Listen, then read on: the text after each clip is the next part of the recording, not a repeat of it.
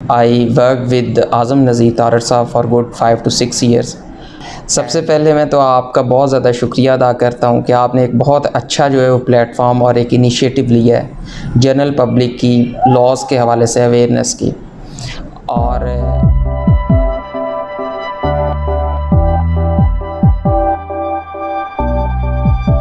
और मैं बैरिस्टर असदुल्ला चट्टा I graduated in 2012।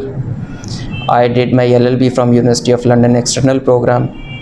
Then I worked in SCCP for 1 year और फिर उसके बाद अल्लाह ताला ने मुझे मौका दिया कि मैं बार एट लॉ जो है वो मुकम्मल करूं और 1 साल के लिए मैं फिर इंग्लैंड गया। Since then, since 2014-15, I worked with Azam Nazir Tarar Saab for good 5 to 6 years, and some 2 months ago I have initiated my own law firm. तो ये मेरा इंट्रोडक्शन है ब्रीफ सा।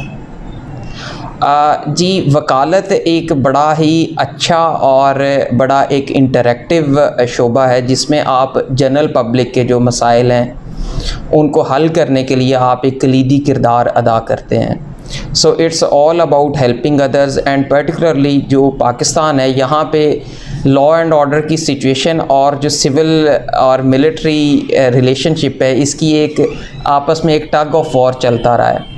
तो जब हम अपने टीन एज में थे तो हमने लॉयर्स मूवमेंट को देखा, और लॉयर मूवमेंट में जो लॉयर्स का रोल था in order to establish the rule of law, वो एक बहुत ही हमारे लिए एक पुश था। जितने भी मेरे साथ के भी इवन ग्रेजुएट हुए हैं उनका भी यही पॉइंट ऑफ व्यू है that it was the lawyers who played their pivotal role for the rule of law, and they gave their best for the success of the lawyers movement। और जो judiciary की बहाली थी उसके हवाले से बहुत ही अच्छा किरदार अदा किया। तो इस वजह से आई स्टार्टेड माई LLB इन 2009, और वो प्राइम ईयर्स थे लॉयर मूवमेंट को बिकॉज इट स्टार्टेड इन 2007। तो that was perhaps the one of the most important reason for me doing law and then for doing bar at law. Inspiration obviously जब हम देखते हैं subcontinent की history, when it relates to the independence of subcontinent from the British regime, तो उसके अंदर lawyers played their pivotal role.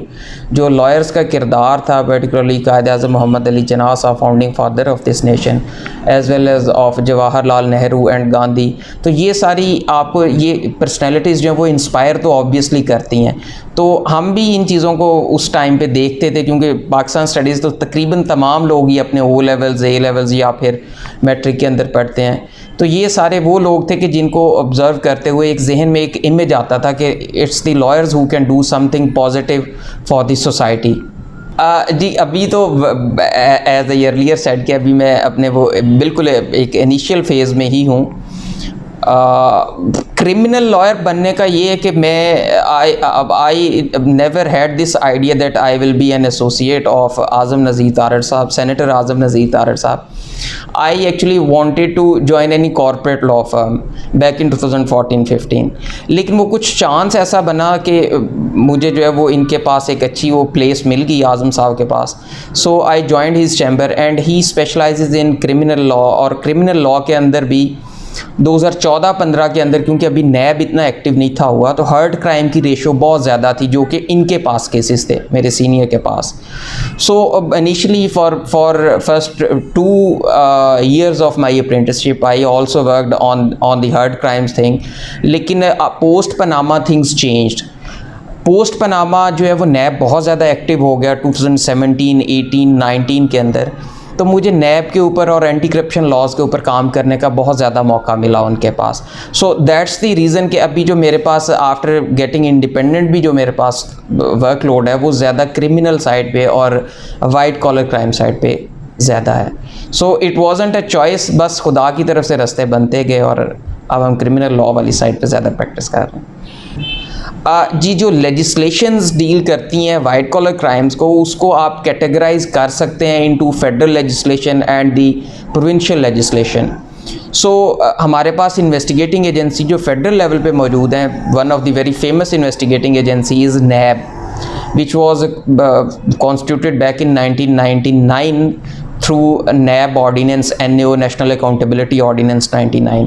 तो मुशर्रफ रजीम की जो बिगनिंग थी बिल्कुल वहीं पे नैब को इस्टेब्लिश किया गया, और प्रायर टू दैट एहतसाब कमीशन होता था 1997 के अंदर वो बनाया गया, जो कि जो मेगा करप्शन केसेस हैं उनको प्रोब इन करती है, उनको इन्वेस्टिगेट करती है। Apart from this federal level पे we have FIA, federal investigating agency. Federal investigating agency जो है वो primarily that deals with the offences in relation to banks and then the offences in relation to money laundering. उसके हवाले से जो investigating agency हमारे पास मौजूद है वो FIA का दायरा इख्तियार और ये सारी चीज़ें बहुत वसी हैं, लेकिन when it comes to corruption तो प्राइमरली बैंक्स रिलेटेड, और बैंक्स के अलावा अगर आपने देखा है तो एंटी मनी लॉन्ड्रिंग के अंदर जो है वो हमारी प्राइमरी इन्वेस्टिगेटिंग एजेंसी जो है वो FIA है, फेडरल इन्वेस्टिगेटिंग एजेंसी।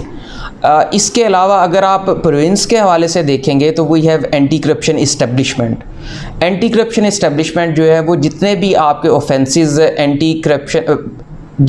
आपके offences prevention to corruption act 1947 के अंडर आते हैं, उन सारों की इन्वेस्टिगेटिंग एजेंसी जो है वो एंटी करप्शन इस्टेब्लिशमेंट है। जो थोड़ा सा डिफरेंस आता है नैब में और एंटी करप्शन में वो ये है कि अमूमन नैब जो है सिर्फ मेगा स्कैम्स को प्रोब करती है, वेयर एज जो एंटी करप्शन इस्टेब्लिशमेंट है ये जो छोटे भी करप्शन के केसेस होते हैं, लाइक जो रेवेन्यू अथॉरिटीज़ के अंदर छोटी मोटी करप्शन होती है, ये उनको भी टेकअप करती है और उनको भी इन्वेस्टिगेट करती है। तो ये एक थोड़ा सा डिफरेंस आ जाता है। ओवरऑल जो ओवरराइडिंग इफेक्ट है वो नैब का है। जी नैब का जो प्रोसीजर है वो जैसे कि मैंने अभी अर्ज़ किया है कि NAO 1999 के अंदर पाया जाता है, उसके अंदर मौजूद है, और जो प्रोसीडिंग्स इनिशिएट करने की प्रोविज़न है that is section 18 of NAB ordinance. आम आवाम के लिए ये है कि जो अगर आपका कोई भी लेट सपोज ग्रीवियंस है तो ideal way to start the proceedings under NAO 1999 is to write a complaint to chairman NAB and then DG NAB of the relevant province. तो आप एक दफ़ा उनको एक अपनी कंप्लेंट फाइल करते हैं तो then they have internal complaint verification cell.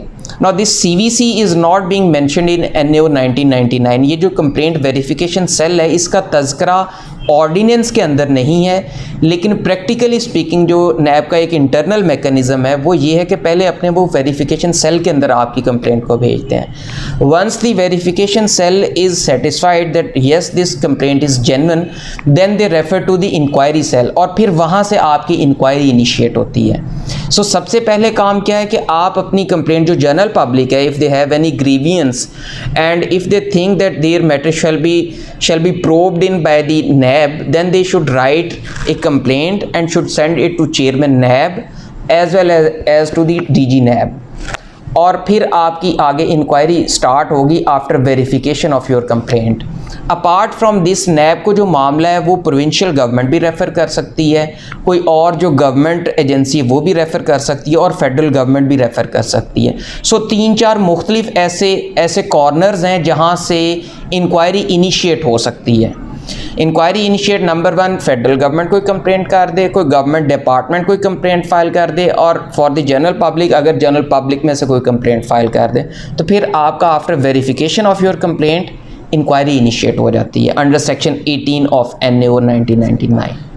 FIA भी एक फ़ेडरल अदारा है, फेडरल इन्वेस्टिगेटिंग एजेंसी है, जो कि 1974 के कानून के तहत बनाई गई थी, और इनिशियली इनका दायरा कार काफ़ी ज़्यादा वसी था, लेकिन बाद में बहुत सारी और इन्वेस्टिगेटिंग एजेंसीज़ बनती गईं और जो इनका दायरा कार था वो उनको मिल गया। मौजूदा दौर के अंदर जो आपका मनी लॉन्ड्रिंग रजीम है इसकी जो प्राइमरी इन्वेस्टिगेटिंग एजेंसी है that is FIA। Money laundering के हवाले से जितने केसेस हैं, जितनी इन्वेस्टिगेशंस हैं, उनको FIA इनिशिएट करता है। अपार्ट फ्रॉम FIA नैब के पास भी ये दायरा इख्तियार है, उनकी भी ये पावर एग्जिस्ट करती है, ये मौजूद है कि अगर कोई ऑफेंस सेक्शन 9 ऑफ NAO 1999 के तहत कमिट हुआ है और उसके साथ साथ कोई element of anti money laundering भी है, कोई एलिमेंट ऑफ मनी लॉन्ड्रिंग भी है, तो वो भी प्रोब इन कर सकती हैं ऐसे मैटर को। इसके अलावा FIA फिर साइबर क्राइम्स को इन्वेस्टिगेट करता है, साइबर क्राइम्स के अलावा जो बैंकिंग जराइम है उनको इन्वेस्टिगेट करता है। तो इस तरह FIA भी एक प्राइमरी इन्वेस्टिगेटिंग एजेंसी कंसीडर होती है when it comes to investigating the white collar crimes. जी, जो आपने पूछा है कि provincial investigating agency like Punjab police जो है वो वाइट कॉलर क्राइम्स को किस हद तक इन्वेस्टिगेट करती है या प्रोब इन करती है। देखें, there are certain offences in PPC, cognizable offences, जहाँ पे पुलिस भी इन्वेस्टिगेशन स्टार्ट कर सकती है आफ्टर लॉजिंग दी एफआईआर, और वो प्राइमरीली सिर्फ़ और सिर्फ वो सूरत हाल होगी, सिर्फ़ और सिर्फ वो फैक्ट्स होंगे जहाँ पे किसी इंडिविजुअल का कोई ग्रीवियंस है। Let's suppose if any individual has a grievance that he has been defrauded by another person, तो he can lodge an FIR under section 154 of CrPC. उसके लिए वो एक दरख्वास्त बना के जो है वो पुलिस को सबमिट करवाएगा, कंसर्न्ड एसएचओ को सबमिट करवाएगा, और अगर ये एसएचओ समझता है कि एक कॉग्निजेबल ऑफेंस कमिट हुआ है तो then he will lodge the FIR and he will investigate the matter. कुछ ऑफेंसेस जो टाइम एंड अगेन जो फ्लेवर रखते हैं वाइट कॉलर क्राइम का, उसके अंदर एक कॉमनली नोन ऑफेंस आ जाता है ब्रीच ऑफ ट्रस्ट का सेक्शन 406 के तहत, read with section 408, 409 of PPC. Apart from this we have 420 cheating का एक ऑफेंस आ जाता है पीपीसी के अंदर। इसके अलावा फोर्जरी के ऑफेंसेस आ जाते हैं अंडर सेक्शन 468, 469, 70, 71। तो ये कुछ ऐसे ऑफेंसेस हैं पीपीसी के अंदर जिनकी इन्वेस्टिगेटिंग एजेंसी जो है वो पंजाब पुलिस है।